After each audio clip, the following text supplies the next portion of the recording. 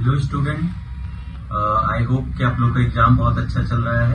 अगर आप लोगों को कोई भी सब्जेक्ट में कुछ डाउट वाउट अभी भी बचा हुआ है तो आप लोग कॉल कर सकते हैं। जो भी रिस्पेक्टिव सब्जेक्ट है हम लोग को कॉल कर सकते हैं या फिर आके डाउट पूछ सकते हैं।